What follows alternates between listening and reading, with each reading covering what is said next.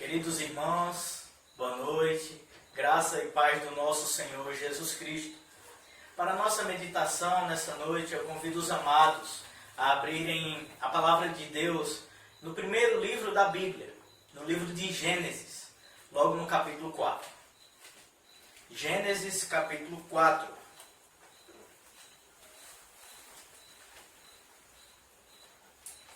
Nós estaremos lendo do versículo 1 ao versículo 16.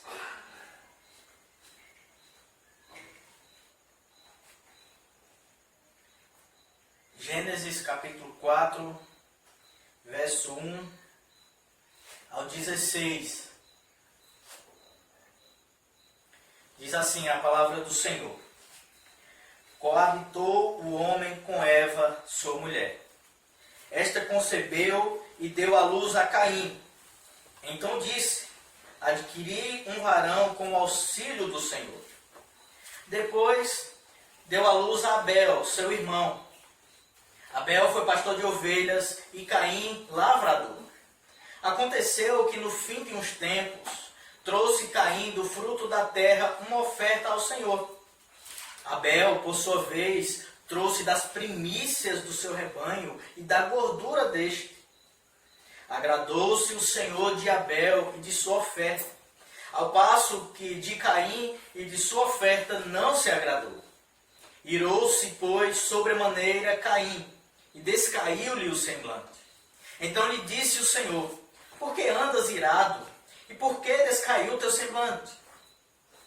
Se procederes bem, não é certo que serás aceito? Se, todavia, procederes mal, eis que o pecado jaz à porta. O seu desejo será contra ti, mas a ti cumpre dominá-lo. Disse Caim a Abel, seu irmão: vamos ao campo. Estando eles no campo, sucedeu que se levantou Caim contra Abel, seu irmão, e o matou. Disse o Senhor a Caim: onde está Abel, teu irmão? Ele respondeu: não sei.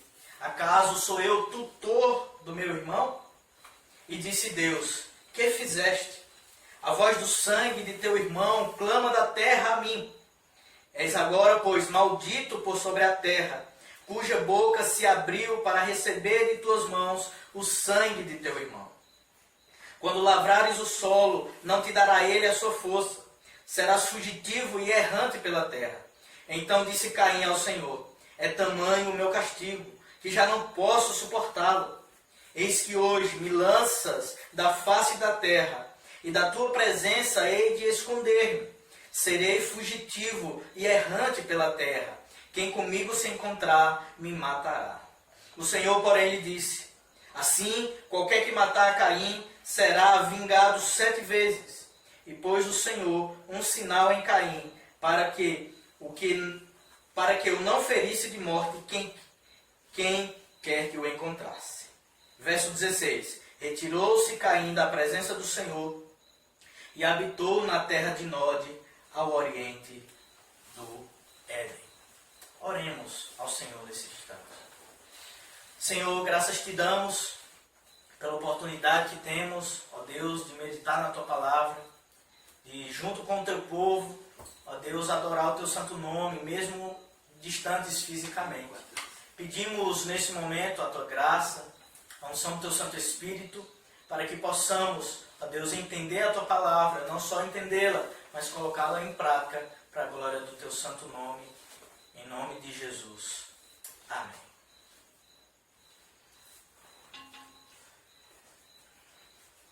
O homem é bom e essencialmente altruísta. Esse era o pensamento do teólogo liberal chamado Langdon Gilkey, até se deparar em um momento difícil da sua vida. Gilkey foi preso pelos japoneses durante a Segunda Guerra Mundial em um campo de concentração da China. E ali, logo quando chegou naquele campo de concentração, ficou sendo líder das pessoas que estavam presas e tentou incansavelmente, com a ajuda do povo, junto com aqueles que estavam presos, tentou com toda a sua força melhorar aquele ambiente. Mas apesar das condições difíceis em que todos ali se encontravam, Gilkey relata que todos aqueles eram egoístas. Tudo que ele fez ali foi em vão, porque cada um só pensava em si e nenhum dentre eles cooperava nessa missão de amenizar a dor de estar em um campo de concentração. O texto do qual nós lemos nessa noite, de forma bem semelhante, vai mostrar o quanto o homem é terrível, o quanto o homem é depravado em seus pecados. A Bíblia relata que nos 2 primeiros capítulos de Gênesis, nesse livro que estamos meditando nessa noite, que Deus, de forma fantástica, criou os céus e a terra, Deus exalta, mostra a sua grandeza, mas Deus também demonstra a sua excelência em fazer com que todas as coisas sejam muito bom. Mas nós chegamos no capítulo 3, onde o homem se torna aquele que é responsável e o agente pela entrada do pecado no mundo. Aquilo que outrora tinha sido criado muito bom, perfeito, o homem agora se revolta contra Deus, o homem se rebela contra o Senhor e se torna o agente do pecado, o agente de entrada do pecado no mundo. Mas, queridos, precisamos entender que o pecado se alastrou de forma tão grandiosa que atingiu todos os homens. A consequência foi tão grande que atingiu a todos. Paulo vai dizer na sua carta aos Romanos, no capítulo 3, versículo 23, que todos pecaram e carecem da glória de Deus. Não só todos os homens foram atingidos, mas o homem como um todo também foi atingido por esse pecado. A própria Bíblia, o próprio Deus, no capítulo 6 de Gênesis, no verso 5, vai dizer que todo desígnio do coração do homem é mau. O homem foi afetado nas suas relações sociais, o homem foi afetado na sua relação com Deus, e o homem também foi afetado na sua moralidade. Porém, apesar da maldade humana instaurada, da terrível maldade humana que se expande, que se espalha, no mesmo capítulo 3, onde o homem peca, o mesmo Deus promete a salvação e faz uma promessa de redenção, tão conhecida por nós. No verso 15 do capítulo 3, que viria alguém descendente da mulher, que esmagaria a cabeça da serpente e salvaria os homens dos seus pecados. E é justamente um contexto de queda, mas um contexto também de promessa de redenção, que nascem os 2 filhos de Adão e Eva. Nos diz a Bíblia que o primeiro foi Caim. Caim foi o primogênito e Abel o segundo. E aqui nos mostra, bem tipificado na vida de Caim, do quanto o homem é terrível, do quanto o homem está morto em seus delitos e pecados, e do quanto ele é capaz de fazer coisas absurdas contra Deus e contra o seu próximo. Vendo isso, irmãos, lendo esse texto, a própria Escritura nos leva a meditarmos, esse próprio texto nos propõe a meditarmos nessa noite no seguinte tema: a depravação humana. Como a depravação humana se manifesta? Em primeiro lugar, a depravação do homem se manifesta no relacionamento desse homem para com Deus. Está aí descrito nos versículos 1 ao 7º versículo. O texto nos diz que ambos, tanto Caim quanto Abel, se dispõem para se apresentarem diante de Deus, para oferecerem uma oferta, para dedicarem algo ao Senhor. Dispuseram o seu coração e foram para adorarem ao Senhor. Nos é dito logo em seguida que Deus aceita o sacrifício de Abel, porém o de Caim imediatamente o Senhor rejeita. podemos ver que a rejeição de Caim se dá pelo menos de duas formas. O verso 5, se você pode acompanhar aí na Bíblia, diz que ao passo que de Caim e da sua oferta Deus não se agradou. Deus não se agrada da pessoa de Caim, da sua pessoa mesmo, e Deus não se agrada também da sua oferta, daquilo que ele traz perante o Senhor. E é logo, ó Deus, irmãos, que podemos ver que a depravação é aqui manifestada de como Caim se achega perante o seu Criador. É logo revelado um problema, tanto com ele, quanto com a sua oferta. E nos é dito, e podemos ver isso no texto, irmãos, que o primeiro problema, que foi um problema pessoal com ele, o texto nos diz que Deus não aceitou ele. Em primeiro, Caim tinha um problema com ele, que era um problema de fé. E é assim que o homem se relaciona, o homem depravado, a depravação humana, se revela no relacionamento humano para com Deus. O homem tem uma fé desvirtuada. Não é que Caim não tinha fé quando foi oferecer aquele sacrifício a Deus. Mas é porque, queridos, a intenção, a fé que ele tinha, a convicção que ele tinha não era no Senhor. A fé que ele possuía não era em Deus, no Criador dos céus e da terra. Mas nos é dito que a sua fé não foi agradável perante Deus, porque Caim possuía uma fé em si mesmo. Podemos ver isso no capítulo 11 de Hebreus, que vai falar sobre, vai dar o relato da vida de Abel, seu irmão que foi aceito. E nos diz que Abel ofereceu um sacrifício mais excelente do que o de Caim, porque Abel ofereceu pela fé. Ou seja, Caim se colocou diante de Deus, se dispôs para adorar o Senhor, porém não possuía a fé. A fé de Caim era uma fé nele próprio e na capacidade dele ser aceito por Deus, por ele mesmo. A depravação, ela é revelada pela fé, pela falta de fé que o homem tem para com Deus. E faz com que esse mesmo homem depravado se relacione com Deus à sua própria maneira. E confie naquilo que ele pode oferecer e não em Deus. O mesmo texto de Hebreus, que disse que Abel ofereceu um sacrifício agradável a Deus pela fé, diz que sem fé é impossível agradar a Deus. Porquanto aquele que se aproxima de Deus precisa crer que Ele existe, que Ele é galardoador daqueles que o buscam. Não é que o homem depravado não possui religião, não possui fé, mas a sua fé não é depositada naquela pessoa certa, no Senhor, no Criador, no nosso Deus. Mas a fé do homem depravado é depositado em paus, em pedras, em qualquer outra coisa que não seja o Senhor. Pode ser até a fé em si mesmo. Vemos isso. Tantas pessoas que depositam, que confiam na força do seu braço.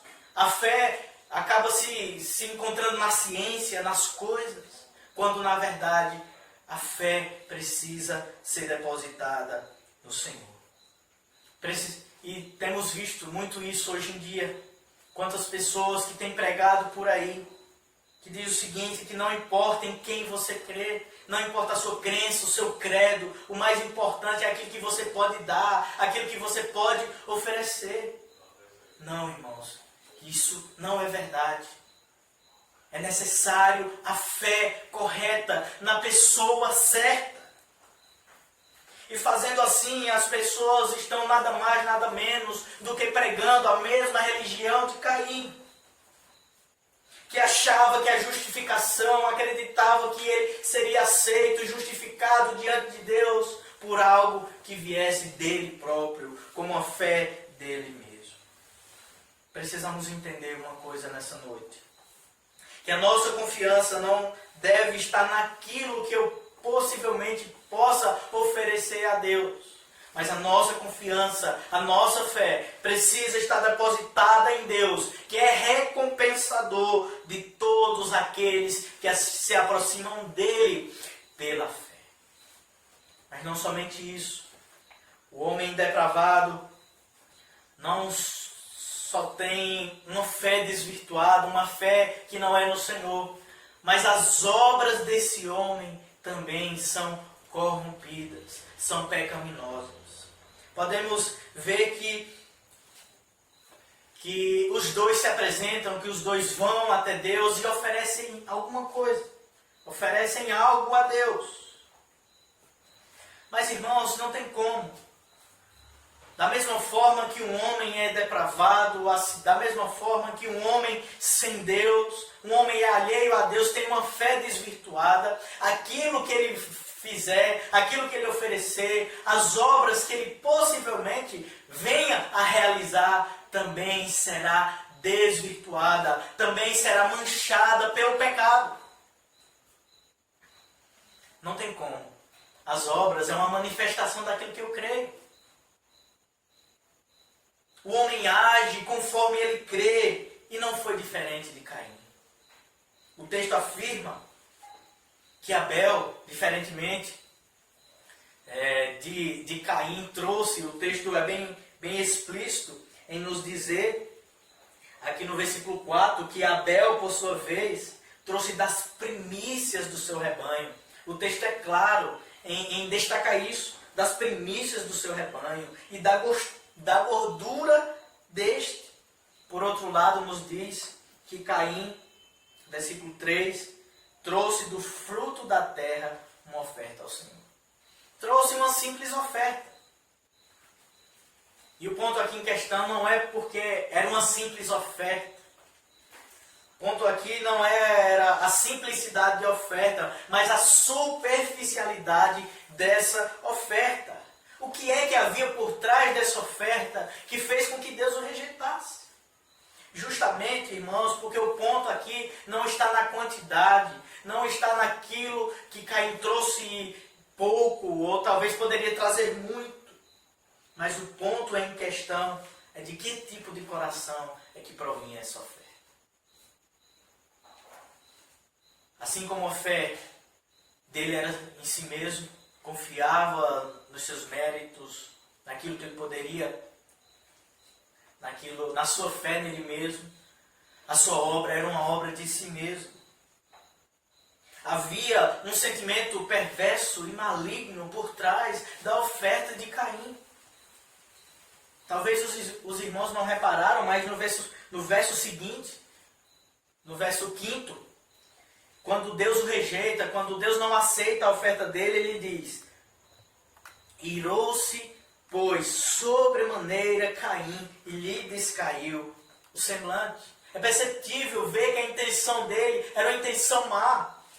Quando ele se ira contra Deus, quando lhe descai o semblante, nos é mostrado que a intenção que Caim ofertou ao Senhor era uma intenção má. Provérbios corroborando nesse mesmo assunto, ele vai dizer que o sacrifício dos perversos já é abominação, quanto mais oferecendo ele um sacrifício com intenção maligna. Saiba de uma coisa nessa noite: o homem depravado não pode oferecer algo a Deus que seja agradável ao Senhor por causa da natureza pecaminosa do homem. Não pode fluir de uma fonte amarga nada doce. Não pode vir nada bom de um homem que está caído em seus delitos e pecados. Por isso que Deus não aceitou a oferta de Caim. Caim pensava que Deus não conhecia o coração do humano. Por isso que ele ofereceu aquela oferta com intenções malignas. Da mesma forma, podemos ver quantas religiões que têm pregado algo bem semelhante ao que Caim praticou. Que ensinam que você precisa fazer por onde ser salvo. Você precisa de boas obras para poder se achegar a Deus. Você precisa comprar, através das suas obras, um terreno, um pedaço de terreno no céu. Outros vão dizer que à medida que você pratica boas obras, que você faz boas obras, você vai se tornando um espírito melhor. Mas isso não é verdade, isso não é fato. Não existe nenhuma obra que seja agradável a Deus fora a parte da graça de Deus. Precisamos entender, irmãos, que a salvação, aliás, que as obras é um fruto da salvação e não a causa dela. As obras só manifestam aquilo a quem eu creio, da mesma forma que Caim ofereceu. Precisamos saber que a obra aceitável e que é suficiente para a nossa salvação é a obra de Cristo Jesus na cruz do Calvário, onde o homem pode olhar com fé na certeza de ser justificado por Deus. Estamos meditando a respeito da depravação humana. Já vimos que a depravação humana se manifesta na relação do homem com Deus. Mas podemos ver também que a depravação humana se manifesta agora na relação desse homem para com seu próximo. Está aí entre os versículos 8 ao 16. Caim, queridos, fracassou no seu relacionamento com Deus. E isso é automaticamente refletido na relação com seu próximo. O relacionamento vertical, ou seja, o relacionamento que nós temos para com Deus, é a base para o nosso relacionamento horizontal, ou seja, para com o nosso próximo. E a atitude de rebeldia contra Deus, demonstrada nos versos anteriores que acabamos de ver, se manifesta na vida do seu semelhante. E foi isso que aconteceu. E podemos ver que a primeira atitude de rebeldia demonstrada contra Deus e que se manifestou na vida do próximo, que Caim operou aqui nesse texto, foi uma atitude de falsidade. Olhe comigo o versículo 8. Caim disse a Abel, seu irmão, vamos ao campo. Aqui o texto mostra, irmãos, o quanto o homem é capaz de premeditar o mal, de armar ciladas contra o seu próximo, mentindo contra ele, agindo de má fé. Abel foi conduzido a um matadouro, confiado na palavra do seu irmão. E desde então, todos os relacionamentos, seja ele o mais próximo como for, são marcados pela infidelidade e desconfiança. A exemplo de Caim, os homens não olham mais para o seu próximo como um irmão, como um amigo. Mas agora, após o pecado, o homem caído em seus delitos e pecados, é alguém que olha para o seu próximo como um concorrente, como um adversário, como um inimigo. E ele faz de tudo, ele maquina, ele elabora planos, prepara a armadilha para destruir o seu próximo. Da mesma forma, vemos isso nas famílias. Pais amam tanto seus filhos, porém, mentem para eles, dizendo não, é para o bem. Esposas ou esposos mentem para os seus cônjuges, traindo assim, agindo de falsidade, em nome do amor. É assim que a depravação humana se manifesta na vida contra o próximo, na vida do homem contra o próximo, agindo falsamente.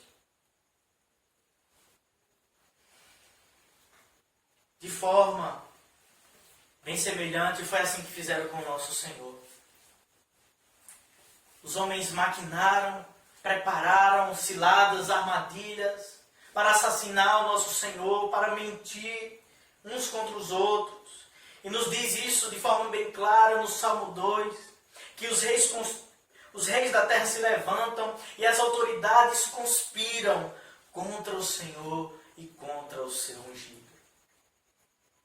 Desde o início, aqui logo no princípio, até hoje os homens continuam fazendo assim, agindo falsamente, mentindo contra o seu próximo. Mas não somente isso, a rebeldia do homem depravado se demonstrou não só pela falsidade, mas pelo assassinato.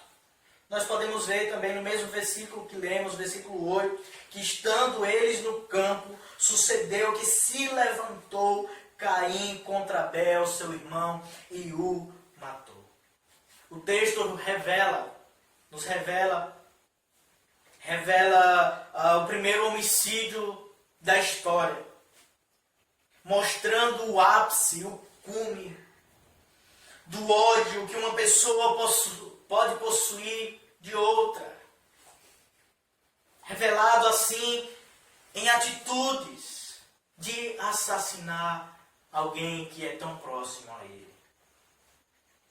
A ira que Caim sentiu no verso 5 se concretizou, ele não conseguiu refrear, que o próprio Deus tinha dito no versículo 7, que o pecado jaz à tua porta, o seu desejo será contra ti, mas a ti cumpre dominá-lo. Não foi dominado esse desejo de ira, de raiva. E quando chegamos no versículo 8, Caim concretiza a ira que ele alimentava contra o seu irmão e conclui o ato de assassinato. Esse fator de ódio, de ira, é um indício claro de alguém que nunca conheceu a Deus, de alguém que nunca recebeu do amor de Deus. Esse assassinato foi físico, foi literal, aconteceu. Porém, irmãos, nos é dito na Escritura Sagrada que só odiar uma pessoa já é um assassinato. Talvez você diga, não, eu não mato ninguém. Eu não sou mal porque eu não mato ninguém. Mas talvez você mate no seu coração.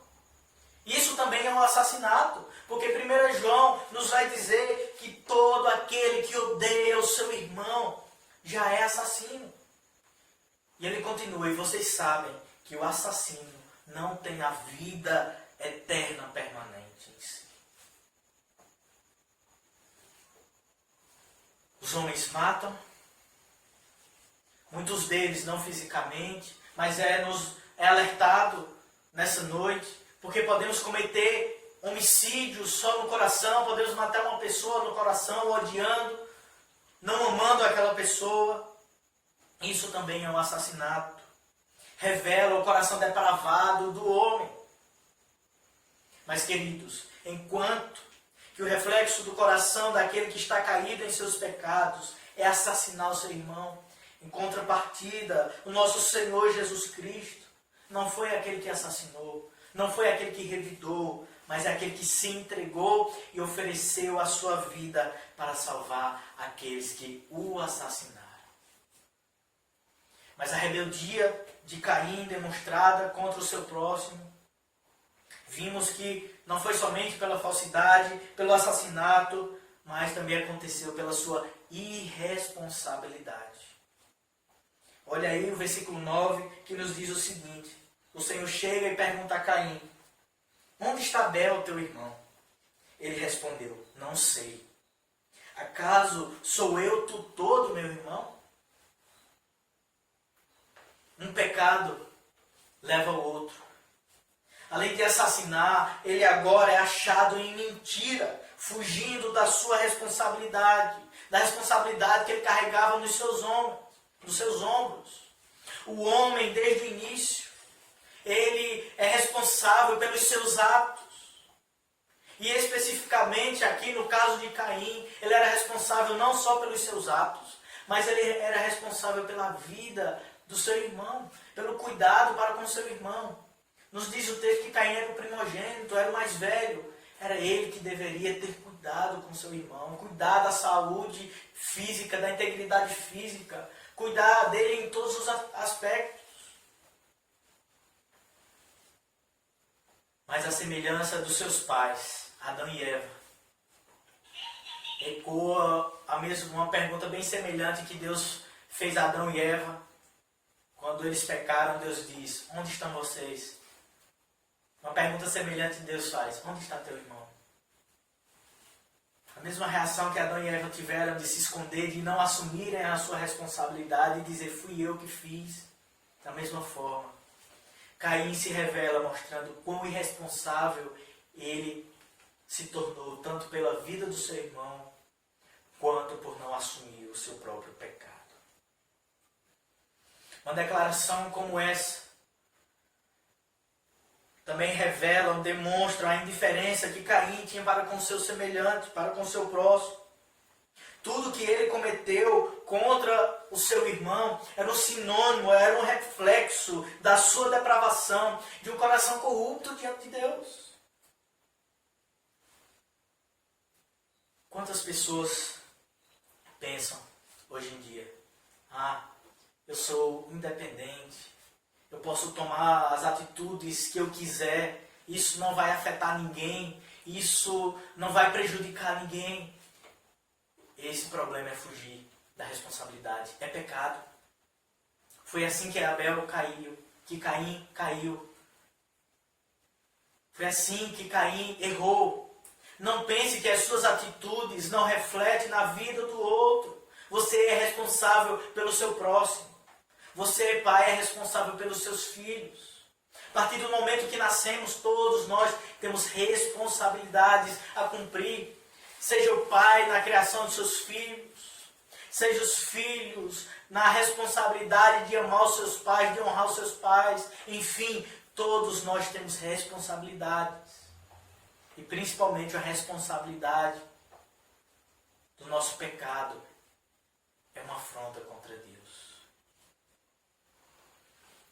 Mas não podemos esquecer que, diferentemente de Caim, onde a sua relação ruim com Deus, que se revelou na relação ruim com o seu próximo, diferentemente de Caim, o nosso Senhor veio a essa terra tendo um relacionamento perfeito com Deus.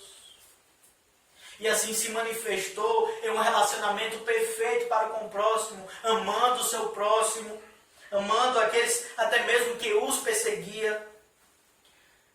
Não somente os amou, mas se entregou em resgate deles. Diante de tudo isso que ouvimos nessa noite, irmãos, esse texto nos leva a tirar pelo menos 3 lições para nossas vidas nessa noite. E a primeira delas é que o pecado te separa, o pecado te faz errante, e o pecado te distancia da presença do Senhor, à semelhança de Caim, que partiu para a terra de Nod, ao oriente do Éden. Mas, mesmo esse pecado, tão terrível pecado, que separa você de Deus, se você confessar esse pecado, se você se arrepender desse pecado, Deus é fiel e justo para te perdoar esse pecado e te purificar de toda a injustiça. Mas a segunda lição que extraímos desse texto é que não pense que as suas obras salvará você do seu pecado. Saiba que a única boa obra, a única obra que livra o homem da ira vindoura é a obra de Cristo na cruz. E você pode se apropriar dessa obra, mas somente pela fé. Terceira lição. Sua religião não significa nada se ela não é expressa em atitudes de amor para com o seu próximo. Saiba que as obras que você pratica revelam o Deus a quem você serve. E finalmente, queridos, naquele campo de concentração, Gilkey relata que não houve tortura, nem assassinatos, nem tampouco histórias de fome.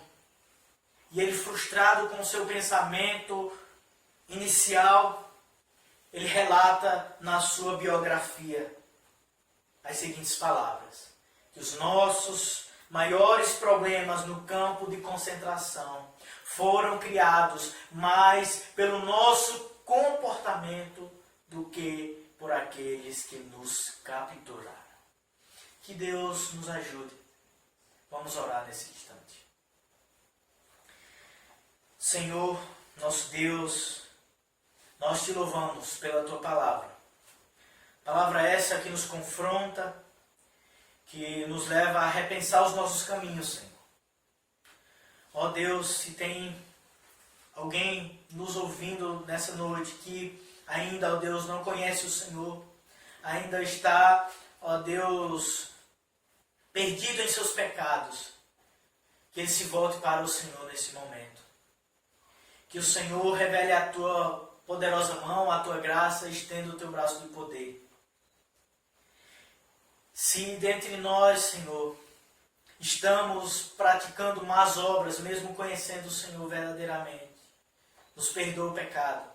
E que possamos, ó Deus, revelar o Senhor através das obras que praticamos. Ajuda o teu povo e nos abençoa nessa noite. Em nome de Jesus. Amém.